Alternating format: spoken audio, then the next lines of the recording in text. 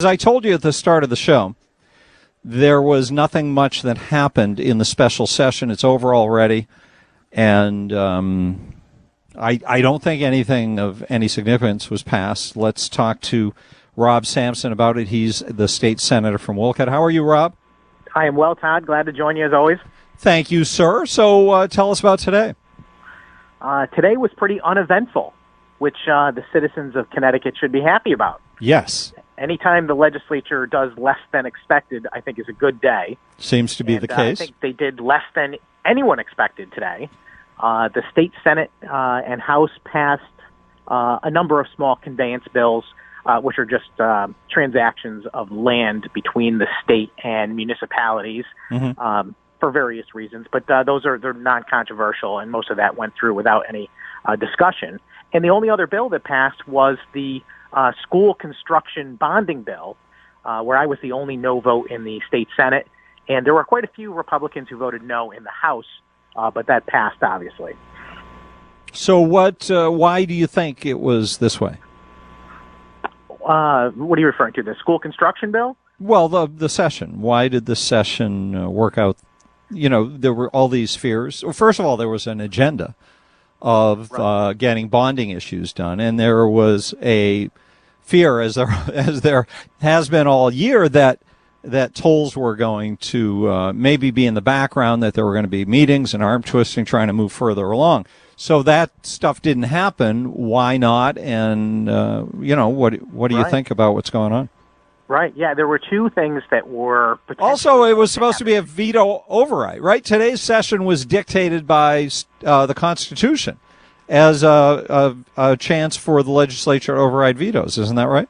That is correct. Today was the veto session also, and in particular, there was the one bill which was passed by the legislature and then vetoed by the governor, and this would have been our opportunity to override his veto and make it law anyway. And I think it would have passed, except for the unions. The unions got to a number of Democratic legislators and put the brakes on this legislation, which would have helped out restaurants in Connecticut. Yes, but why would Democrats want to help restaurants? They seem determined to hurt business at every turn. Why would they? I cannot answer that question. I'm sorry. Well, but it just different guest for that. It all looks fishy to me that the speaker, who's a union guy, would have wanted to go against the unions to protect restaurants from being forced to pay higher wages? Yeah, in fairness to the speaker, I think he had every intention of running that bill today and overriding the governor, but the obstruction occurred in the Senate. The Democratic Senate was not prepared to do so, although I still think it would have passed easily and they would have had a number of votes because I believe every Republican would have supported the override. If you're saying on the Senate side, on the Senate and the House. Yeah, but the Senate, it didn't come up, which means that Martin Looney, the head Democrat, didn't want it to come up? That would be the indication. Okay.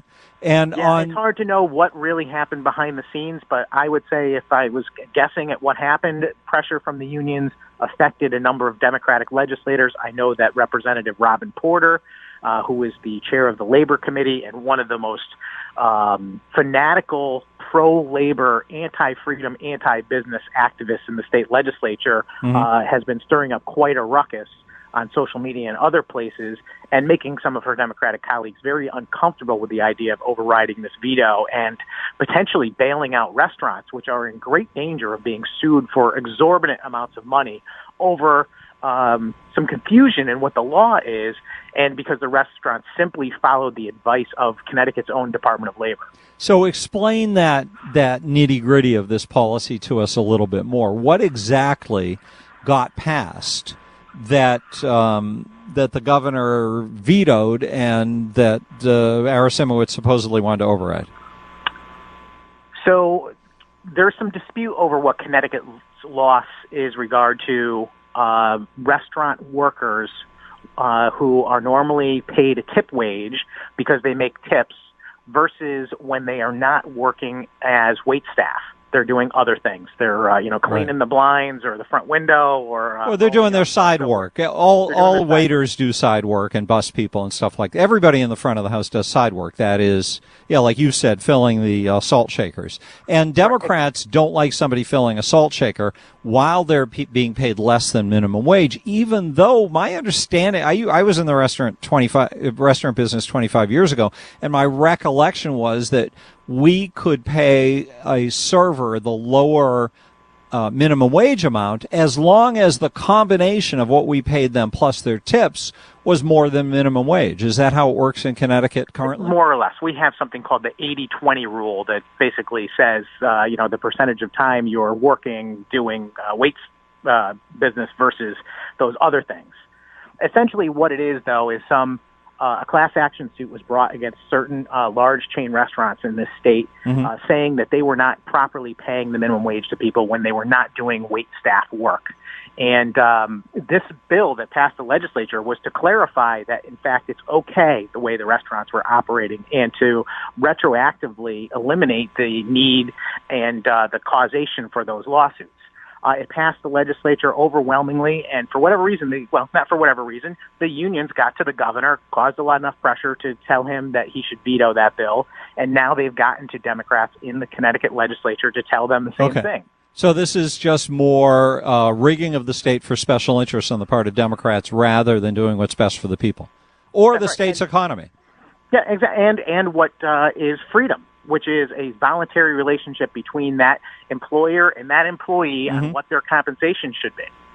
Yeah, this is the part that bothers me. It's nobody's business. Like the headline in the paper today was just appalling over the, I forget which paper it was, I'll find it. But the idea that what a restaurant pays its workers is anybody's business is just bizarre to me. Like you say, there's a transaction that takes place. The restaurant offers a job. The worker decides whether to accept it or not, and then decides whether to go into work every day or whether to quit the job. And if you're making enough money, for what reason in the world would there need to be any protection from the legislature? You're actually right. It's an act restricting a restaurant employee's ability to negotiate their own wages and compensation.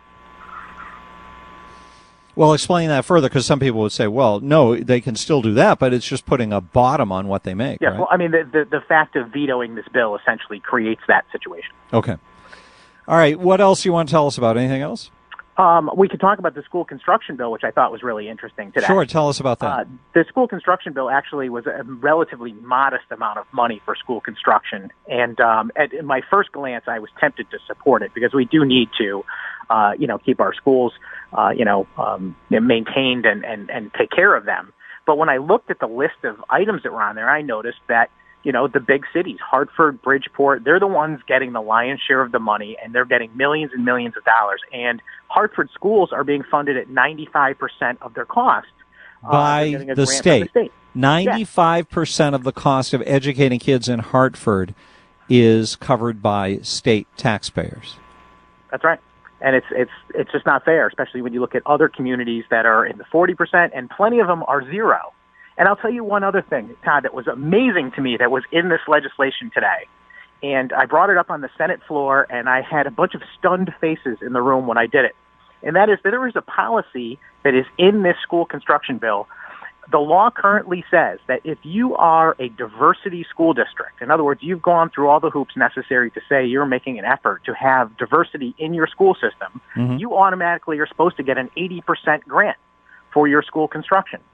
But this bill essentially eliminates that 80% grant and creates a new policy that says, if you're a diversity school, we're just going to give you a bump of 10% over what you would have gotten. But the point of that is that basically tells wealthier school districts like Greenwich, who probably gets 0% in school reconstruction, not to do the diversity school where they used to get 80%, because now they're only going to get 10%.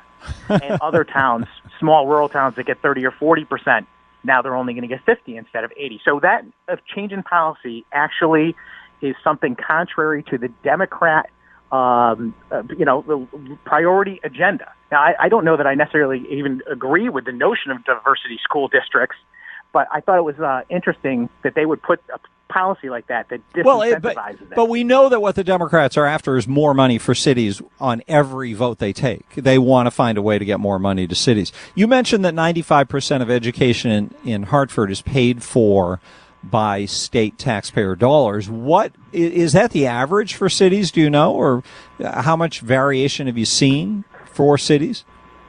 Well, I think the major cities get in the neighborhood of 80 to 90 to even 100% in their school reconstruction costs, and they certainly get the lion's share of their education cost sharing money from the state via Connecticut taxpayer dollars from all across Connecticut. But the thing is about this vote, I want to just bring up, Todd. Hold on one second. We've got to take a quick break, Rob, and then we'll find out what it is you want to say about that. Rob Sampson is with us, state senator. We'll continue the conversation coming up on WTIC.